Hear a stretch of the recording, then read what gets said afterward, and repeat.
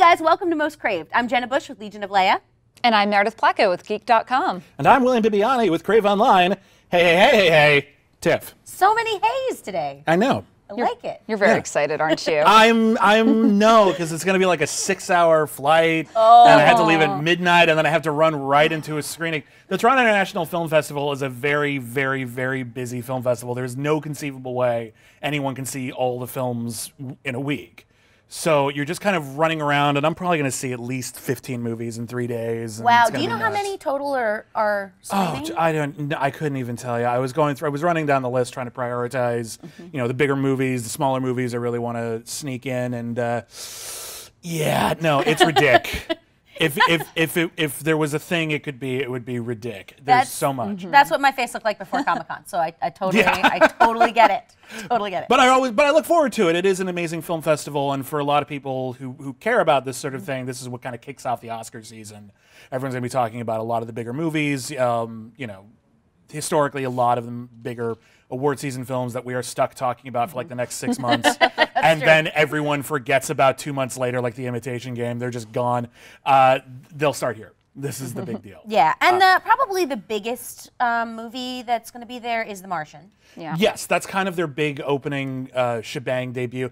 It seems like they're trying to play it up as the new Gravity, which debuted at the Toronto International Film Festival. That was another heady sci-fi drama about someone trapped in space. Maybe they'll die, maybe they won't, and ended up winning a ton of like Oscars. Space. No, I love stuff like that. I have a little bit of a space thing. So, and I just started reading the book.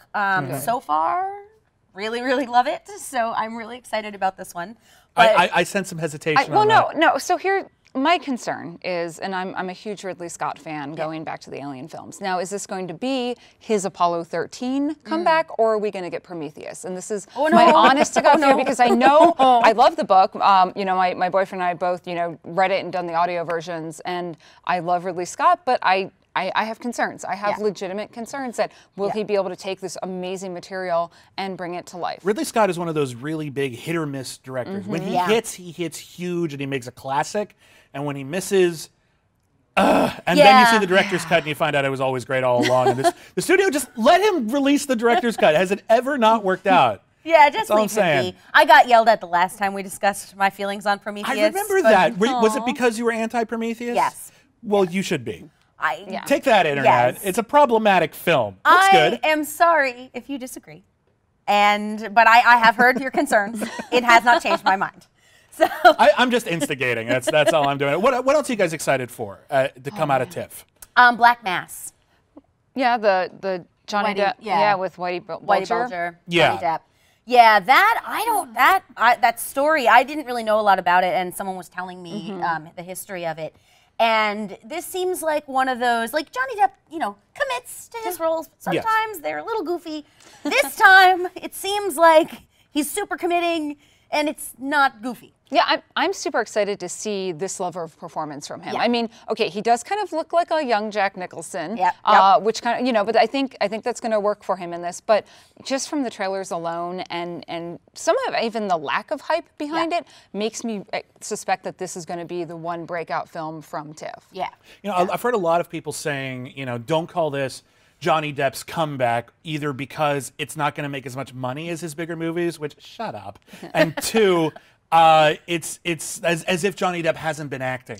Problem is, he hasn't been acting in anything good for a while. Even if you defend some of his more mainstream stuff lately, Johnny Depp was one of our great actors for many, many, many years, and then he just started making very mainstream stuff, and even when he was good in it, it wasn't terribly interesting, and I don't think most of them will be remembered 20 years from now. And there's nothing wrong with doing mainstream. Yeah, I mean, he obviously has done a great job with Pirates. They have another one coming out, but so many Pirates. Yeah, but there's something to be said about going back and taking on a role as emotionally charged as this. Absolutely. That's going to challenge him as an actor and us as an audience. Yeah. Yeah. Well, one of my favorite actors has a new film playing at TIFF, of course, Tom Hardy, who is co-starring with Tom Hardy in Legend, which is yet another film about the Cray brothers, who are these identical twin brothers who just completely took over crime in England. And it's awesome. It's been turned into a movie before. In fact, it's also being turned into a movie again very, very recently, if not like in the next year.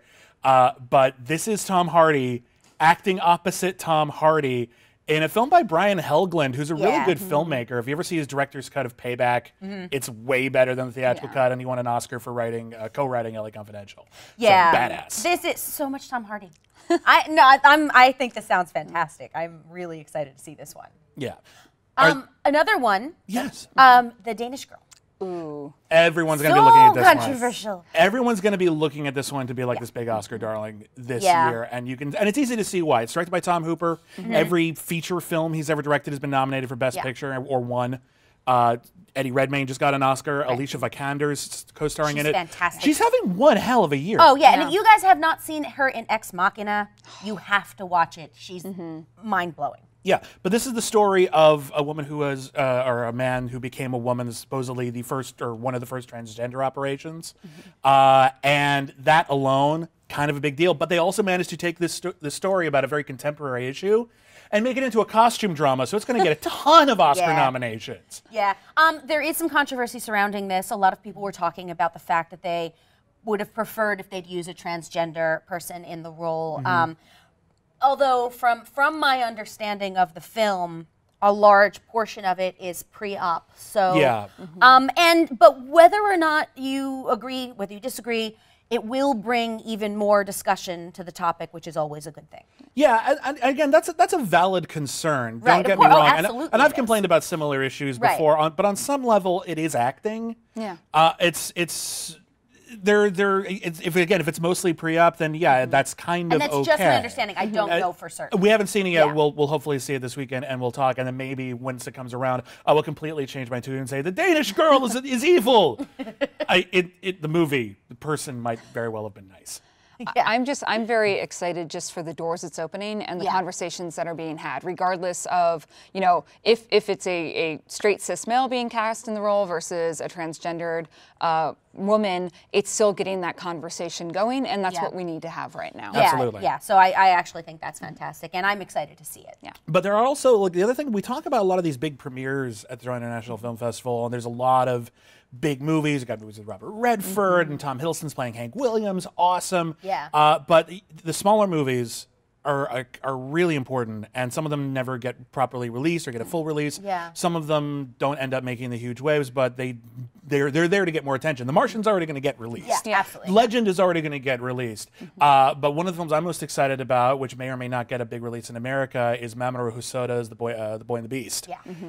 Mamoru Hosoda is my favorite living filmmaker. He directed Summer Wars. He directed The Girl Who Leapt Through Time. And he's got a new movie about a boy who discovers a secret world of monsters living underneath their own. And then he befriends a martial arts fighting bear and becomes his apprentice. Awesome! How could that not be awesome? I'm like so stoked about, I'm like, oh, this is everything I love about growing up watching anime and then loving cinema. So yeah, there's not enough of that. I feel represented. At film festivals like Toronto International Film Festival. But there's a lot of different iconoclasts. I think Takashi Miike has a new film over there. Sion Sono has a new film over there. So, if you're into the non-mainstreamy stuff, there's going to be a lot of coverage coming out of the next week. Much of it at Crave Online. I will be reading all of your stories. Thank you very much. I can't cover everything, so keep a lookout, and there's going to be a ton of interesting films coming out in the near future, and the more interest that we show in them, the more we talk about them, the more likely it is that we will get to see the ones that don't already have a guaranteed release. Yeah. Absolutely. Yeah. So I will be reading all of your coverage. Thank you. On Crave Online. Nice. Yes. So, I am very excited for all of this. So yeah, it'll be good times. So, where can we find your work again? You can find me on geek.com or just hit me up on Twitter at @mplaco, because I like to talk to people, especially about gender issues and nerdy things and movies. Because I just also want to say, I'm really excited for Angry Indian Goddesses. So if you get a chance to see that, please let me know how that is. I'll have to check that out. Yeah, I'll definitely do my best. All right, so everybody, thanks for watching Most Craved. We'll be Follow us on Twitter. Yes, we'll be back next week with more stuff and things. Bye.